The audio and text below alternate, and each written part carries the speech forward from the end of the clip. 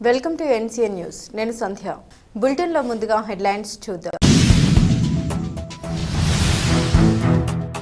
గ్రామ అభివృద్ధి ప్రజా సంక్షేమమే లక్ష్యం. ఎమ్మెల్యే ముప్పిడి వెంకటేశ్వరరావు. కొవ్వూరు మండలం అరికిరేవుల కుమారదేవరం గ్రామంలో నిర్వహించిన పెన్షన్ల పంపిణీ కార్యక్రమంలో కొవ్వూరు నియోజకవర్గ ఎమ్మెల్యే మూపిడి వెంకటేశ్వరరావు పాల్గొని వికలాంగులు, వితంతువులు వృద్ధాప్య పెన్షన్లు లబ్ధిదారులకు అందించారు. ఈ సందర్భంగా ఎమ్మెల్యే వెంకటేశ్వరరావు లబ్ధిదారులతో ఆప్యాయంగా ముచ్చటించి వారి యోగక్షేమాలు అడిగి తెలుసుకున్నారు. రాష్ట్ర ప్రభుత్వం సామాజిక భద్రతకు అత్యంత ప్రాధాన్యత ఇస్తూ అర్హులైన ప్రతి ఒక్కరికి సంక్షేమ పథకాల ఫలాలు అందేలా చర్యలు తీసుకుంటోందని అన్నారు.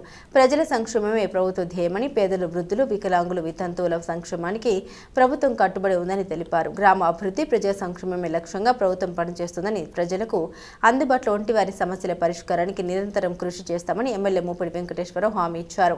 అనంతరం ఉపాధి హామీ పథకం కూలీలతో మాట్లాడి పనుల నిర్వహణ, వేతనాల చెల్లింపులు, పని స్థలాల్లో కల్పిస్తున్న సౌకర్యాలపై వివరాలు తెలుసుకున్నారు. ఈ కార్యక్రమంలో కూటమి నాయకులు, లబ్ధిదారులు, ఉపాధి హామీ పథకం కూలీలు తదితరులు పాల్గొన్నారు.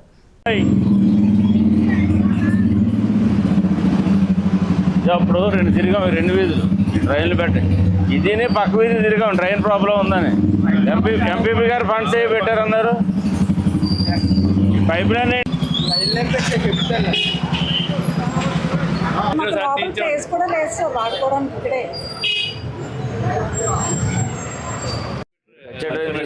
మనసు పెట్టి ముందు మీరు కచ్చా ట్రైన్ తీసేసేయండి.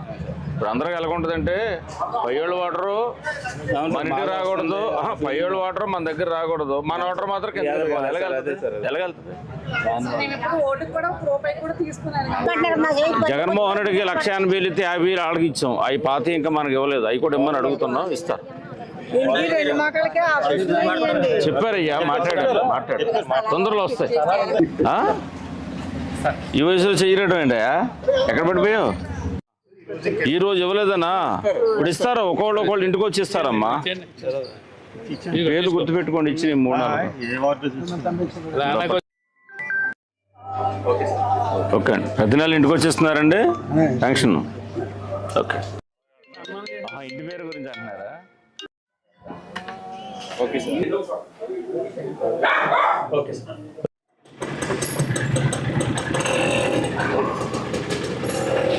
ఓకే అమ్మా, ఇవాళ బ్యాంకులో వేసుకోండి.